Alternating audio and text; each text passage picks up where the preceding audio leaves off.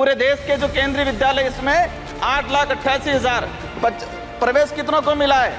75,703 बच्चों को प्रवेश मिला है। इसका मतलब ये क्लियर हो गया कि 8% बच्चों को ही प्रवेश मिल रहा है। माननीय सभापति महोदय, माननीय अध्यक्ष महोदय, मुझे तब स्टार्ट किया मैंने आपके आने से पहले, अभी आने से पहले ही। अध्यक्ष महोदय बहुत बहुत धन्यवाद। माननीय सदस्य श्री राजकुमार रोत जी। महोदय, आपने शिक्षा विभाग पर महत्वपूर्ण विषय पर बोलने का अवसर प्रदान किया, इसलिए आपको खूब खूब धन्यवाद।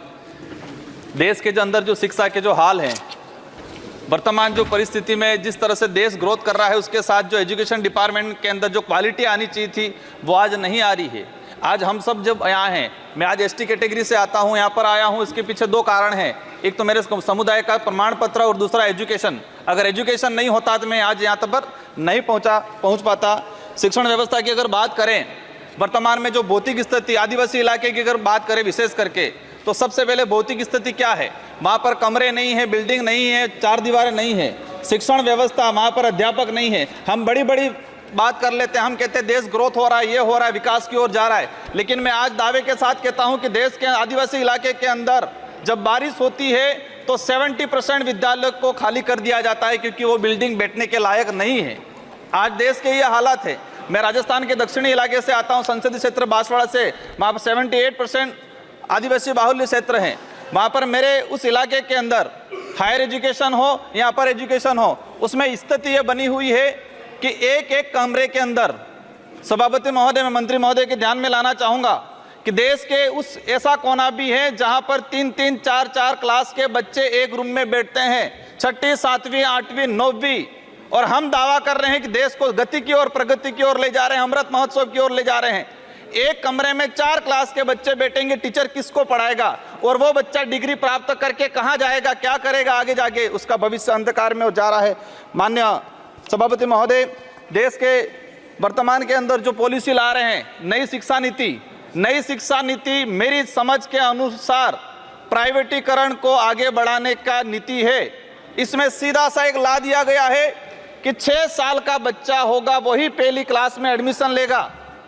देश का कौन सा परिवार ऐसा है, किस समुदाय के कोई व्यक्ति ऐसा है जो 6 साल का बच्चा होगा इसके बाद एडमिशन कराएगा? इस स्थिति में आने वाले 10 साल बाद सरकारी संस्थाएं खत्म होने वाली है। आज प्राइवेट स्कूल में 3 साल का बच्चा एडमिशन ले रहा है, और हम नई शिक्षा नीति में ला रहे हैं कि 6 साल का बच्चा होगा, इसके बाद पहली क्लास में एडमिशन लेगा, कहाँ जाएगा वो? इस स्थिति में आने वाले समय में सरकारी सिस्टम खत्म करने की जो नीति ला रहे हैं वो कहीं न कहीं घातक है। माननीय सभापति महोदय, देश के अंदर जो गति है, नवोदय विद्यालय और केवी, हम मानते हैं कि देश के अंदर जो ब्यूरोक्रेसी है, कोई भी व्यक्ति को आने का अवसर मिला है वो नवोदय है, लेकिन जो वर्तमान में स्थिति बनी हुई है कि जो केंद्रीय विश्वविद्यालय है, इसमें 8,88,000 आवेदन आए। पूरे देश के जो केंद्रीय विद्यालय, इसमें 8,88,000 प्रवेश कितनों को मिला है?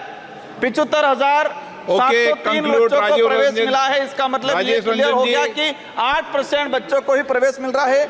माननीय सभापति महोदय, माननीय अध्यक्ष महोदय, मुझे तब स्टार्ट किया मैंने आपके आने से पहले, अभी आने से पहले ही। अध्यक्ष महोदय बहुत बहुत धन्यवाद। मैं आग्रह करना चाहूँगा, अध्यक्ष महोदय, सबसे पहले आपको इसलिए नहीं बोलने दे रहे कि